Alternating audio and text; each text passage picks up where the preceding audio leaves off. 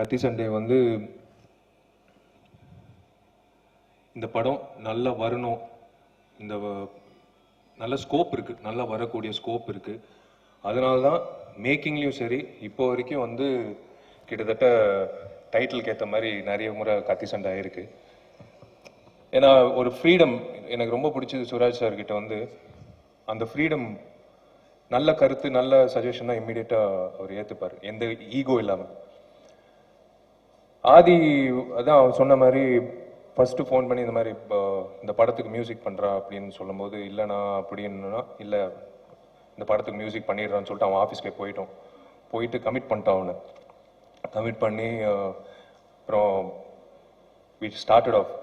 But இந்த படம் நான் பண்ணுறதுக்கு முக்கிய காரணம் எனக்கு பிடித்த அந்த லெஜெண்ட் வடிவேல் அண்ணன்.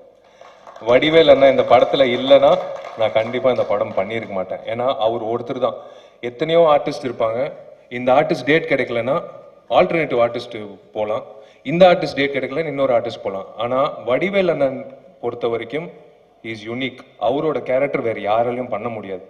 ஸோ அதான் சுராஜ் சார் கிட்ட சொன்னேன். இந்த கதை கேட்டோன்னே, சார் வடிவேல் அண்ணன் பண்ணார்னா நான் இந்த படம் பண்ணுறேன்.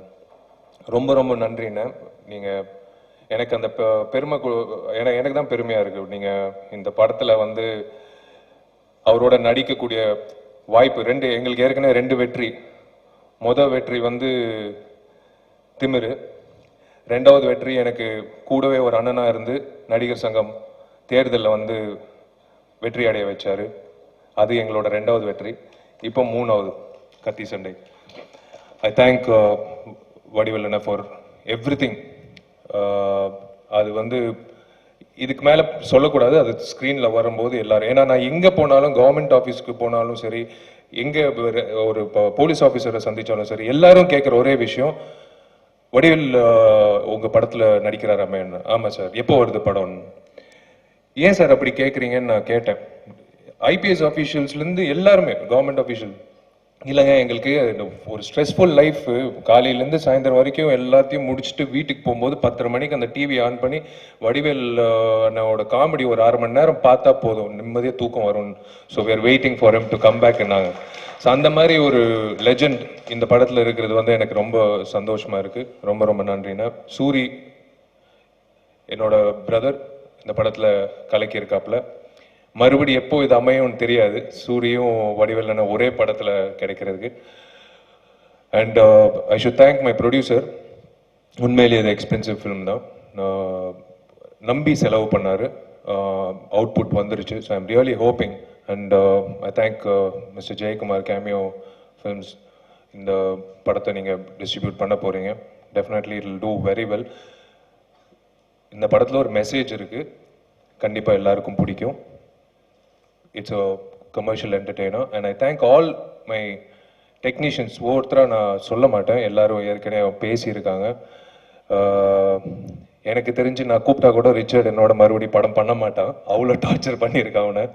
அண்ட் எல்லாரும் ரொம்ப சிறப்பாக வேலை செஞ்சு இந்த படத்தை ஒரு பர்ஃபெக்ட் என்டர்டெய்னரை கொண்டு வந்திருக்காங்க. இதே November 18 கத்தி சண்டை தெலுங்குல ஒக்கடச்சாடு என்ற டைட்டிலில் 2 லாங்குவேஜ்லேயும் ஒரு சைமல்டேனியஸாக வேர்ல்டு வைட் ரிலீஸ் ஆக போகுது. Nandagopal sir, thank you so much. இந்த அதாவது கேட்டது சொன்ன மாதிரி ஒரு டிக்ஷனரியில் நோ நெவர் எதுவுமே இல்லை. இந்த மாதிரி தயாரிப்பாளர்கள் கண்டிப்பாக வேணும் தமிழ் சினிமாவில். இந்த மாதிரி தயாரிப்பாளர்கள் இருந்தால் தான் நிம்மதியாக படம் பண்ணுறோன்ற ஒரு நம்பிக்கை ஆர்டிஸ்டுக்கு தேவையானது. அது மட்டும்தான். படம் பண்ணிட்டு இருக்கும்போது இந்த படம் ரிலீஸ் ஆகுமா, இல்லை இந்த வேற படத்தோட பிரச்சனைனால இந்த படம் நின்றுடுமான்ற பயத்திலேயே பாதி ப்ராஜெக்ட் வந்து போயிட்டு இருக்கு. அது மத்தியில் இப்படி ஒரு நிதானமான ஒரு தயாரிப்பாளர் கிடைக்கும் போது, ஒரு நடிகனா அவருக்கு ஒரு நல்ல வெற்றி படம் கொடுக்கணும்னு சொல்லி நான் எக்ஸ்ட்ராவாக உழைச்சிருக்கேன். ஸோ இந்த படம் டெஃபினட்டாக உங்களுக்கு நல்லபடியாக அமையும் நான் நம்புகிறேன். Media, thank you so much, all forms of media. ஒரே ஒரு ரிக்வெஸ்ட், அது எப்படின்னு சொல்கிறதுன்னு தெரியல. In fact reviewing a film is definitely அவங்களோட விருப்பம். It is freedom of expression. ஆனால் சம்டைம்ஸ் வந்து படம் ஓடிட்டு இருக்கும்போதே அந்த ரிவ்யூ மொதல் ஷோ முடியறதுக்கு முன்னாடியே வந்து நிறைய இடத்துல வந்து ரிவ்யூ வந்துடுது.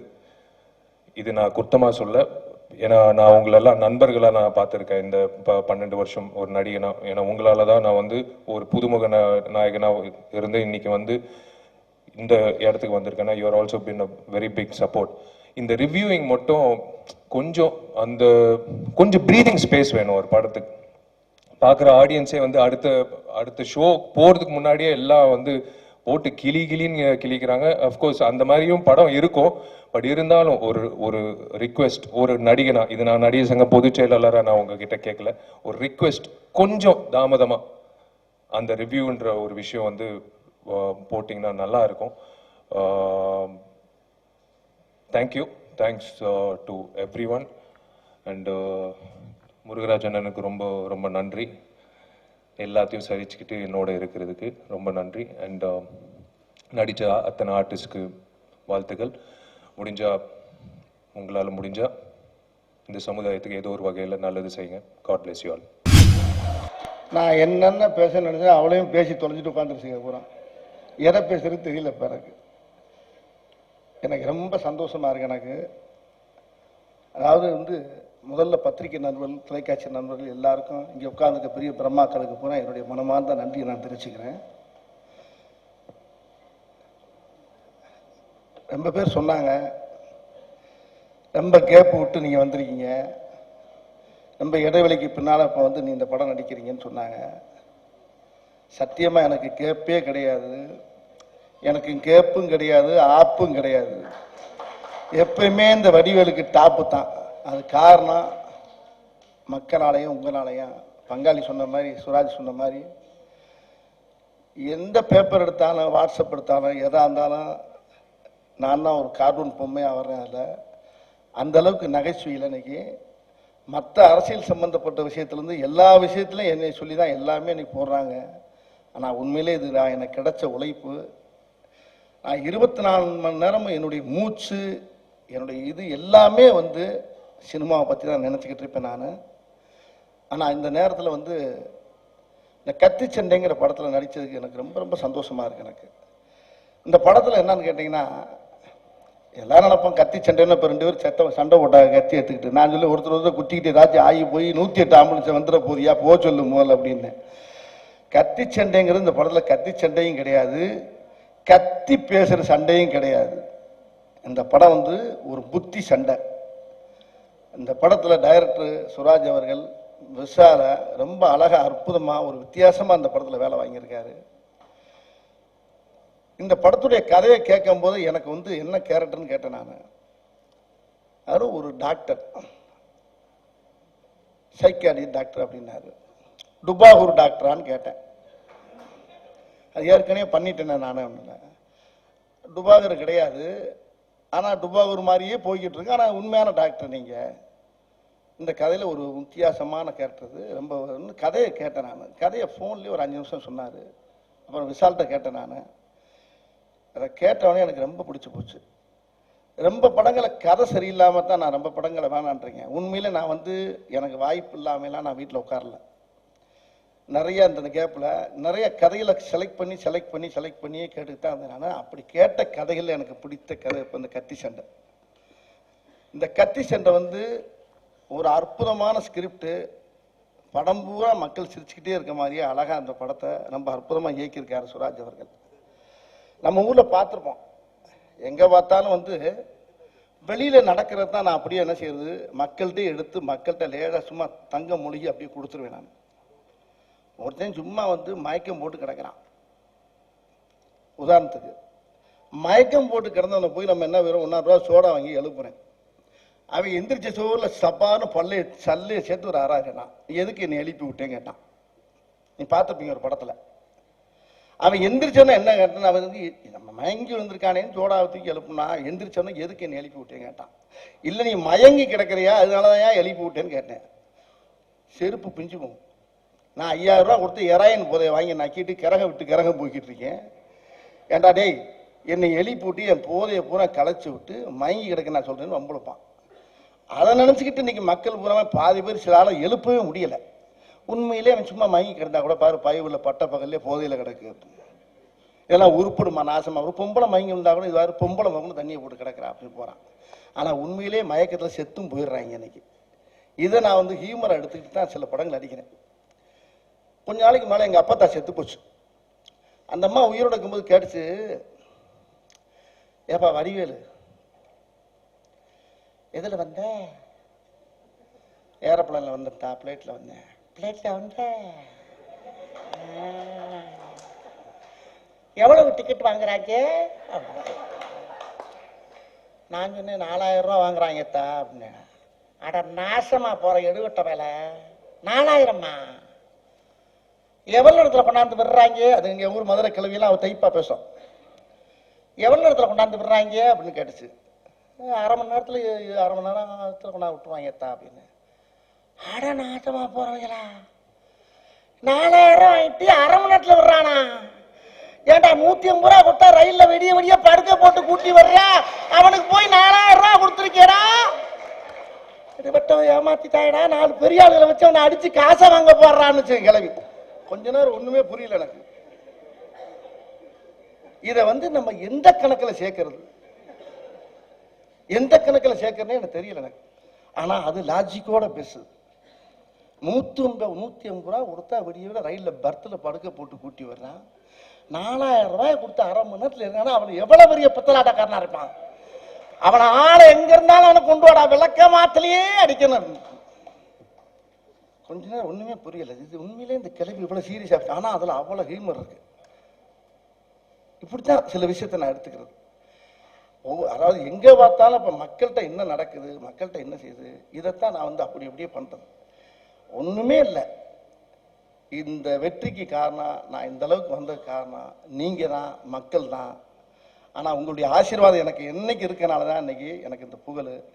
ஆனா இந்த இடத்துல இப்போ விஷால் சொன்ன மாதிரி நான் லெஜெண்டுன்னு சொல்றாங்க. லெஜெண்டுனா எனக்கு என்னன்னே தெரியாது. நம்மளுக்கு ஒன்றும் இங்கிலீஷ் கூட என்னன்னே பேச தெரியாது எனக்கு. தமிழே எனக்கு தகராறு. எனக்கு பேசும்போது வந்து ஏதாச்சும் இங்கிலீஷ் என்ன டைலாக் பேசுன்னு கேட்பேன்.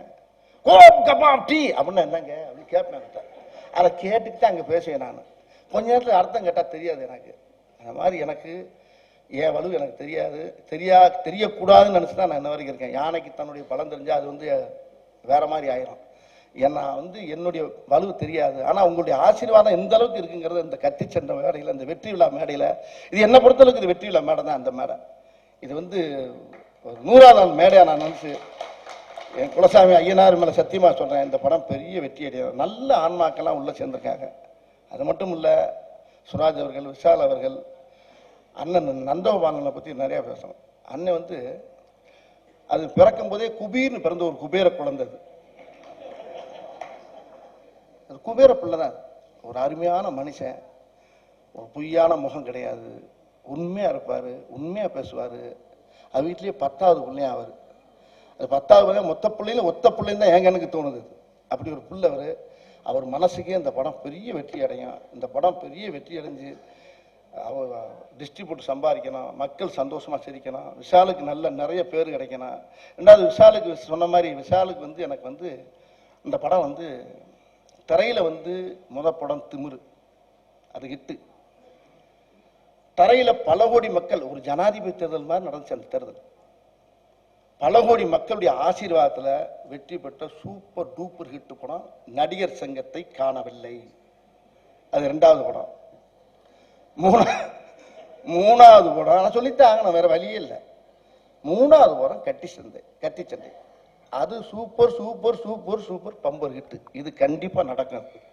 அது காரணம் என்னன்னா, விஷாலுடைய மனசு நல்ல மனசு. யாருக்கு எந்த துரோகம் பண்ணக்கூடிய எண்ணமெல்லாம் கிடையாது அவருக்கு. இந்த இந்த இந்த என்னைக்கு நடிகர் சங்கத்தில் அவருக்கு என்னைக்கு கால் எடுத்து வச்சாரோ அன்னையிலிருந்து இடமே பரிசுத்தமாக இருக்கு. ஏதாச்சும் நல்லது செஞ்சு தான் நான் போகணும்னு இந்த இளைஞர் இந்த சின்ன வயசுலேயே எல்லாருமே இந்த அளவுக்கு ஒரு குரூப் சேர்ந்துருக்கிறதுக்கு எனக்கு ரொம்ப பெருமையாக இருக்குது. அந்த படத்துக்கு அப்புறம் இந்த படத்தில் நடிச்சது எனக்கு ரொம்ப சந்தோஷமாக இருக்குது. இந்த படம் பெரிய வெற்றி அடையணும். இதுக்கு உங்களுடைய ஒத்துழைப்பு நிறையா வேணும். தயவு பண்ணி திருட்டு வீசியில் படம் பார்த்தோன்னா நம்ம யாருக்குமே திருடங்க சாகுவாசை வேணாம். தயவு பண்ணி திரையில பார்த்து இந்த படத்தை நல்லபடியாக ஓட வைக்குமா தாழ்மொழியும் கேட்டு விடைபெறுகிறேன்.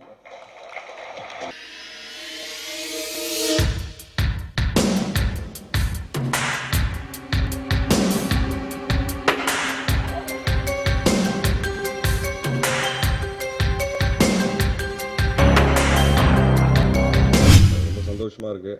மாவீரன் கிட்டு, நான் சுசீந்திரன் சாரோட சேர்ந்து பண்ணுற 3வது படம். வெண்ணிலா கபடி குழு, ஜீவா, இப்போ மாவீரன் கிட்டு. 3 படமும் என் வாழ்க்கையில் ரொம்ப ஸ்பெஷலான ஃபிலிம்ஸ். கடைசி வரைக்கும் இருக்கும் நான் நம்புகிறேன்.